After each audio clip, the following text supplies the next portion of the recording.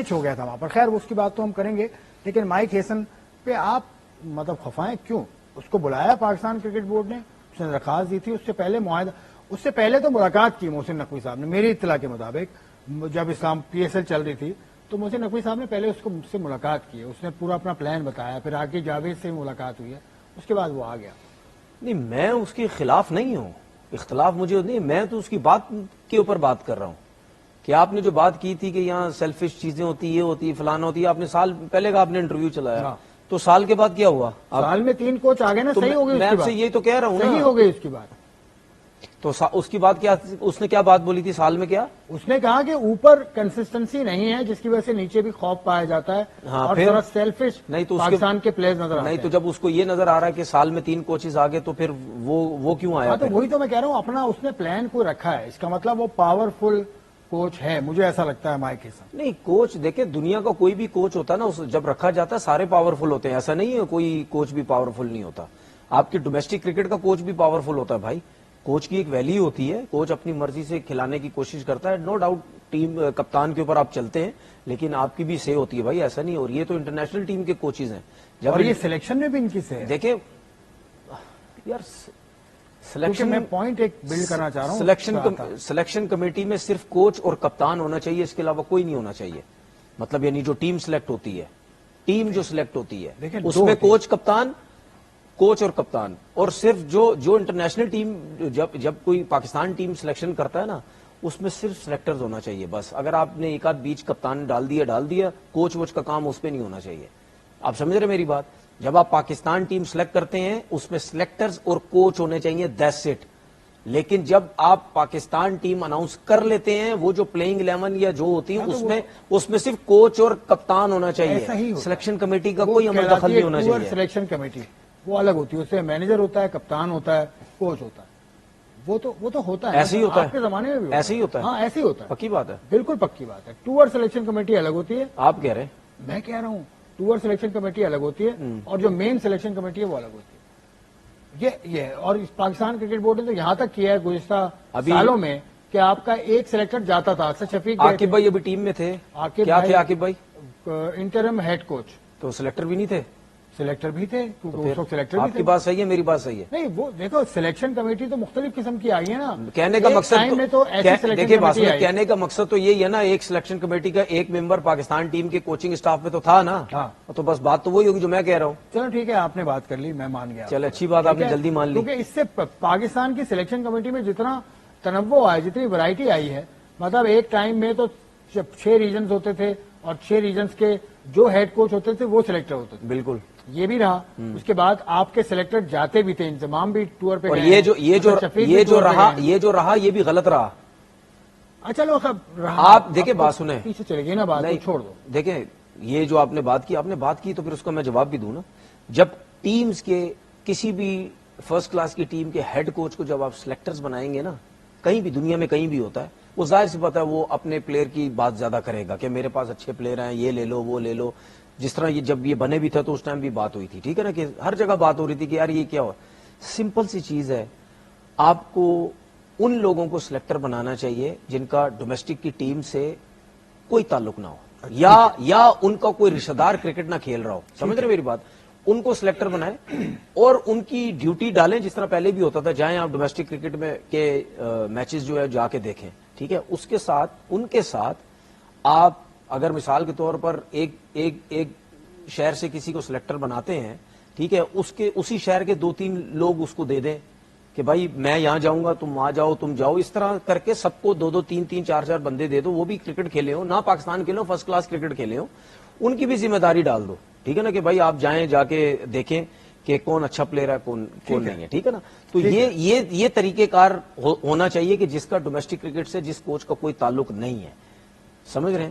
تو اس طرح اگر چیزیں ہوں گی تو ٹھیک ہے, لیکن مسئلے مسائل ان چیزوں میں بھی بہت رہتے ہیں ہمارے. یہ ہمارا تو کلچر ہی ہے, ہمارے سسٹم میں یہ چیزیں ہیں نا, کلچر ہے. فون آ جاتا ہے, یہی تو مسئلے مسائل ہے نا یار, یہی تو فون آ جاتا ہے کہ یار یہ کام کر لو. اس ڈومیسٹک سسٹم میں مجھے ایک کوچ نے بتایا کہ اسے فون آیا کہ لڑکے کو کھلا دو. اچھا مجھے ایک بات, میں سارے طریقے آزما کے دیکھ لیے, پھر بھی چیزیں ٹھیک نہیں ہو رہی. ایک طریقے پہ چل نہیں رہے. کیسے چیزیں ٹھیک؟ ایک طریقے پہ کم از کم 5 سال آپ چلیں. وجہ یہ ہے کہ جس کا جو کام ہے وہ اس کو کام کرنے دیا جاتا نہیں ہے. تو باس کی ذمہ داری ہے نا, پھر باس دیکھیں اس پہ نظر رکھیں. مسئلہ یہ ہے کہ بھائی اگر آپ نے کسی بندے کو کسی بھی جاب پہ اگر آپ نے اس کو 2 سال کا کانٹریکٹ دیا ہے, ٹھیک ہے, آپ اس سے 2 سال کے بعد پوچھو نا یار. آپ 2 سال سے پہلے ہی اگر وہ اس کو کام نہیں کرنے دیا جا رہا یا وہ کام صحیح نہیں کر رہا تو مت چھیڑیں اس کو. 2 سال بعد اس سے پوچھیں کہ بھائی آپ نے کام صحیح نہیں کیا, آپ کو کسی نے تنگ نہیں کیا, آپ کو کھلی آزادی دی. آئیڈیل ورلڈ میں رہ رہے ہیں نہیں تو آئیڈیل بات سنیں نا, تو پھر اگر آپ آئیڈیل کی بات کر رہے ہیں تو بھائی یہ چیزیں آئیڈیل طریقے سے چلیں گی تو چیزیں ٹھیک ہوں گی. آئیڈیل ورلڈ میں رہتے ہیں, اس میں پورا ایک سسٹم ہوتا ہے. نہیں تو پھر بات ہی نہ کریں. آپ کا کانسٹیٹیوشن ہر چینج ہو جاتا ہے. سر بات ہی نہ کریں, پھر بات کریں لیکن بات ٹیپ لگا کے بیٹھ جائیں. بات برائے بات ہوتی نہیں, پھر ٹیپ منہ پہ لگا کے بیٹھ جائیں, نہیں کریں بات. چلو یار بات, ایک تو سوال بھی کرتے ہو پھر جواب دیتے ہو, آئیڈیل بات کر رہے ہیں. بنگلہ دیش کی اسکواڈ پہ نظر ڈال لیں. لٹن داس کپتان ہے, اس کے علاوہ ان کے بولر تسکین ٹیم میں نہیں ہے. ابھی ان کے جو کوچ ہیں فل سیمنز, انہوں نے کہا کہ ہماری بولنگ ہمارا مضبوط ایریا رہا ہے. تو مضبوط ایریا رہا ہے, یو اے میں سیریز ہار کے آ رہے ہیں, اس کا ان پہ فرق نہیں پڑے گا, یہ بھی کہا سیمنز نے. دیکھیں اگر فاسٹ بولنگ دیکھیں تو حسن محمود بھی ان کے پاس, ناہید رانا ہے, ناہید رانا, مستفیض الرحمان ہے. ان کا کوئی آپ جس طرح بتا رہے تھے ہاتھ وات پہ بال لگا ان کے, انگلی میں گیند لگا, اگر زیادہ نہیں لگا تو وہ بھی جو کھیل سکتے ہیں. ابھی رشاد حسین جو ہے وہ لیگ اسپنر, وہ ان کے وہ اچھے ہیں. مہدی حسن ان کے پاس ہیں, بیٹنگ بولنگ دونوں اچھی کرتے, تو اسپن اٹیک بھی اچھا ہے ان کے پاس, فاسٹ بولنگ اٹیک بھی اچھا ہے. لیکن یہ ذہن میں رکھیں اب ہمارے لڑکے کہ پی ایس ایل گزر گئی ہے, یہ اب انٹرنیشنل میچز ہیں. جب آپ کے سٹار یہاں پہ لگا ہوتا ہے نا, عوام ہوتی ہے, اس کا پریشر اور ہوتا ہے, اس کا پریشر اور ہوتا ہے. اسی لیے ہم نے اپنے لڑکوں کو دیکھا ہے جب پی ایس ایل میں یا ڈومیسٹک کھیلتے ہیں تو بہت مارتے ہیں, بہت پرفارم کرتے ہیں, لیکن جیسے ہی پاکستان ٹیم میں آتے ہیں تو وہ پریشر لگتا ہے, ہینڈل نہیں کر پاتے. تو آپ کو لگتا ہے ٹکر کا مقابلہ ہوگا؟ یار میں نہیں سمجھتا. نہیں, بولنگ تو بہت اچھی ہے بنگلہ دیش کی بھی. آپ پھر مجھ سے وہی بات کریں گے جو میں پہلے بھی جب ہم بیٹھ کے بات کر رہے تھے, میں پہلے بھی بولتا تھا ویسٹ انڈیز, یہ چلے ویسٹ انڈیز کی ٹیم بھی, یہ زمبابوے کی ٹیم بھی, بنگلہ دیش کی ٹیم بھی, ہمارا ان کے ساتھ کوئی مقابلہ نہیں ہونا چاہیے. آگے پیچھے مجھے پتا ہے, میں وہ بات نہیں کر رہا. ایون افغانستان بھی, ہماری کرکٹ ان لوگوں سے بہت اچھی ہونی چاہیے تھی. یہ ٹیمیں ایسی ہیں, ان کے بارے میں تو ہمیں سوچنا ہی نہیں چاہیے کہ بنگلہ دیش ہمیں ہرا دے گا, افغانستان ہمیں ہرا دے گا, زمبابوے ہمیں ہرا دے گا. تینوں ٹیموں نے ہرایا, مجھے پتہ ہے ہرایا ہے بھائی. ہم تو اس سے یو ایس اے سے بھی ہار گئے ہیں, میں وہ تو بات نہیں کر رہا. ٹھیک ہے, آئرلینڈ سے کھیلتے ہیں ہم لوگ, پرابلم ہوئی بھی ہوتی ہے, آئرلینڈ سے نہ ہار جائیں. میرا صرف کہنے کا مقصد ہے بھائی اپنی ٹیم اتنی اچھی کرو, اتنی تگڑی کرو, کم از کم یہ جو نیچے کی 4-5 ٹیمیں ہیں ان سے تو ہماری مقابلے کی بات نہ ہونا یار. ابھی آپ کو میں آپ کو صحیح بتا رہا ہوں, جب بھی آپ جس طرح آپ نے میرے سے سوال کیا نا کہ یار بنگلہ دیش کی ٹیم اچھی ہے, مجھ سے کہیں بھی کوئی بھی سوال کرتا ہے نا افغانستان ہم سے جیت سکتا ہے, فلانا جیت سکتا ہے, تو مجھے بڑا افسوس ہوتا ہے کہ یار یہ وہ نیشنز ہیں جب ہماری ٹیم کہاں کھڑی ہوئی تھی, یہ ان کا کوئی نام و نشان نہیں ہوتا تھا یار. وقت آتا ہے. نہیں, ویسٹ انڈیز کی ٹیم کیا تھی سر, وقت کیا ہوتا ہے, وقت دیکھیں, بات سنیں, وقت کی بات نہیں ہے. ہاں بس ٹھیک ہے نا, ویسٹ انڈیز کا بھی حال دیکھ لو. دیکھیں آپ کی کرکٹ جو ہے نا, آپ کو یاد ہے کہ نیچرل ٹیلنٹ جو ہے نا وہ ایسے جاتا ہے اوپر, لیکن اوپر جا کے سٹے کیسے کرے گا؟ آپ کی پرفارمنس سے, اپنی فٹنس سے. فیصلہ سن لیں, آپ کا سسٹم سٹے کرتا ہے نیچرل پلیئروں سے نہیں, آپ کا سسٹم سٹے اس وقت کرتا ہے جب چیزیں بہتر ہو, میرٹ کا سسٹم ہو, تب آپ کا سسٹم سٹے کرتا ہے, کام ہو رہا ہو.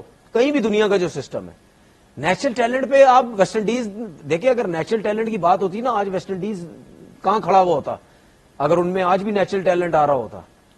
جس ٹائم ان کے پاس تھا ٹیم کہاں تھی, جس ٹائم ہمارے پاس تھا کہاں تھی ٹیم, آسمانوں پہ ٹیم تھی, کوئی پکڑ نہیں پاتا تھا. تو ہمیشہ آپ کا سسٹم جو ہے وہ دیکھیں, ہر ٹیم گرو جب کر رہی ہے, اسٹیبل ہوگا تبھی آپ ہر ٹیم گرو کر رہی ہے. افغانستان نے گرو کیا, بنگلہ دیش نے بہتر کیا, زمبابوے نے بہتر کیا. گرو کیسے کرتی ہیں چیزیں سر, گرو کیسے کرتی ہیں چیزیں؟ کرکٹ بورڈ ان کی سہولیات دیتا ہے, ان کے کرکٹ بورڈ بات کرتا ہے دنیا سے, اور 11 ٹیسٹ میچ رکھ لیتا ہے سال میں. بھائی پرفارمر کی بات سنیں, ٹیم سٹیبل کب ہوتی ہے, ٹیمز اچھی کب ہونے لگ جاتی ہے؟ جب آپ کی ٹیم میں پرفارمرز آتے ہیں. پرفارمر آتے ہیں, اور پھر جب کنسسٹنٹ بیسس پہ ٹیمیں کھلاتے ہیں, کنسسٹنٹ بیسس پہ آپ کے لوگ رہتے ہیں, ایسے نہیں بار بار بدل رہے. جب آپ بار بار بدلیں گے آپ کی سوچ بدلے گی, جب آپ بار بار بدلیں گے آپ کا سسٹم بدلے گا, آپ کی ٹیمز بدلیں گی.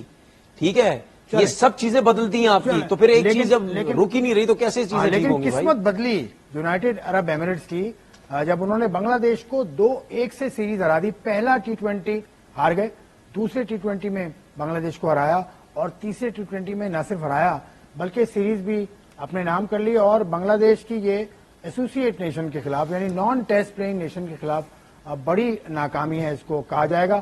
محمد وسیم سیریز کے بہترین کھلاڑی بنے اور محمد وسیم کوئی اور نہیں بلکہ UAE کے کپتان بھی ہیں. ان سے گفتگو کرتے ہیں. چھوٹا سا میرا سوال ہے وسیم آپ سے کہ آپ پاکستان سے آپ کا تعلق کس شہر سے اور آپ کی کرکٹ میں جو بڑھوتی آئی پاکستان میں آپ نے کس لیول تک کرکٹ کھیلی, پھر آپ UAE گئے وہاں پر کیا ہوا آپ کے ساتھ, اور لاسٹ یہ بتا دیجیے گا کہ بنگلہ دیش کے خلاف جو سیریز آپ نے جیتی اس کا کردار یا محرک اس کے کیا بنے؟ Hello, I'm Mohammad Waseem, captain of UAE cricket team.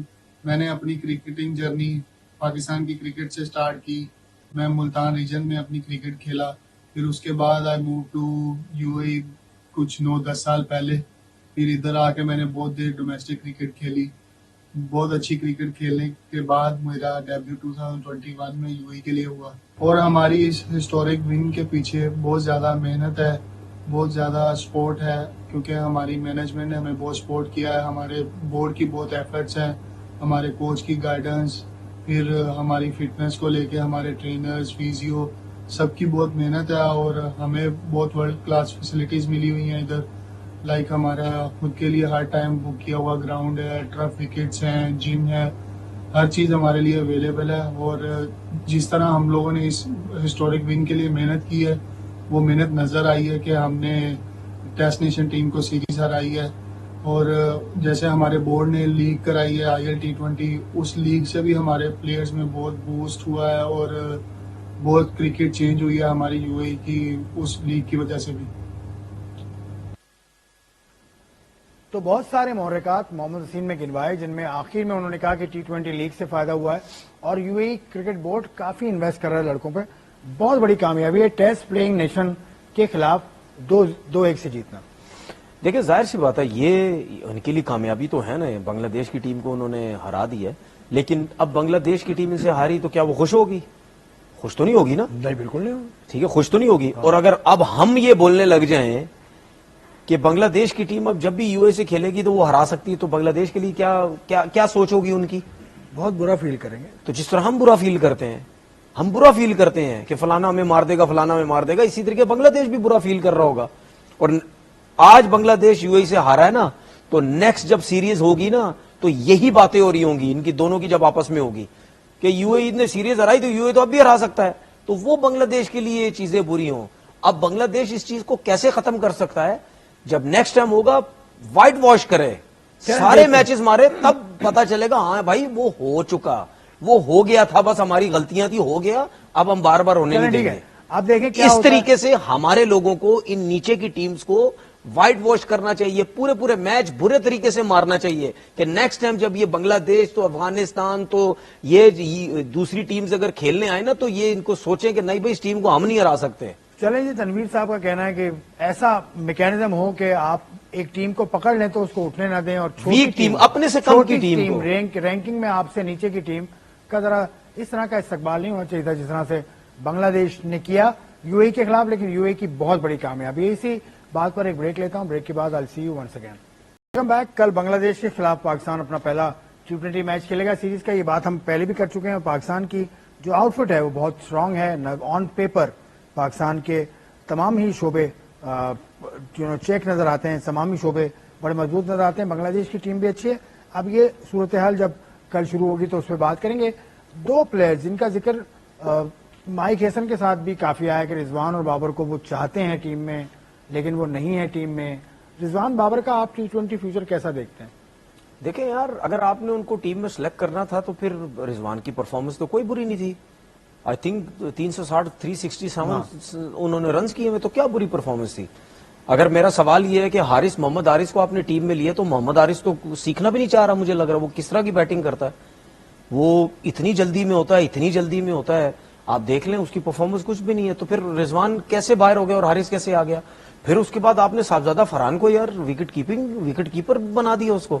مطلب ٹوٹل وہ ڈومیسٹک میں 6 میچز دیکھیں 6 میچز مجھے میچز کا آخری اسلام آباد یونائٹیڈ کے لیے کیپنگ بھی کی تھی اس نے, is okay. دیکھیں Keeper ٹھیک لگا. مجھے میچز کا آئیڈیا نہیں ہے کتنے اس نے کی نہیں کی، لیکن مجھے اتنا ضرور آئیڈیا ہے کہ جتنے عرصے سے وہ ڈومیسٹک کرکٹ کھیل رہا ہے میں نے اس کو نہیں کبھی دیکھا، جتنے بھی میچز ٹی وی پہ آئے ہیں میں نے کبھی اس کو کیپنگ کرتے بھی نہیں دیکھا. تو اس کا مطلب یہ ہے کہ اس نے کچھ میچز 8 10 12 جو بھی کیے اس نے، جیسا آپ 6 کہہ رہے ہیں اسی طرح اس نے کی ہوگی. اور یہ بھی میں آپ کو بتا دوں کہ جو مجھے ایسا لگتا ہے کہ اس نے اسی صورت اس طرح اس کو فائنل میں کیپنگ کروائی گئی کہ اس کو کیپنگ کروا کے آپ نے ایک پلیئر ایڈ کرنا تھا، چاہے بالر چاہے بیٹسمین کی صورت میں.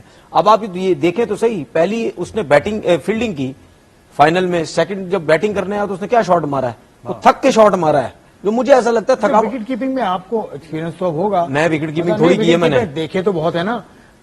یہ صاحبزادہ فرحان پوری طرح بیٹھ نہیں دیتے وکٹ. دیکھیں بات یہ ہے کہ وکٹ کیپنگ کوئی مذاق کام تھوڑی ہے بھائی، اس کے لیے پوری ایک ٹریننگ پریکٹس ہوتی ہے، آپ کی کمر رہ جاتی ہے، آپ کی ٹانگوں میں رہ جاتی ہیں آپ کی بھائی، وہ آپ کی ڈرلز ہوتی ہیں ساری وکٹ کیپنگ کی. آپ نے ڈائیو مارنی ہوتی ہے. جس نے کبھی وکٹ کیپنگ نہیں کی ہو صحیح ہے، یا جس نے بہت گیپ کے بعد کی ہو تو وہ 1-2 ڈائیویں مارے گا، اس کا کام لگ جائے گا، اس کی وجہ سے وہ آؤٹ ہوا. ٹھیک ہے، اب کل شروع ہوگا T20 میچ. ہماری دعا ہے کہ پاکستان بہت اچھا کھیلے اور یہ T20 سیریز میں کلین سویپ کرے، ہماری یہ دعا ہے.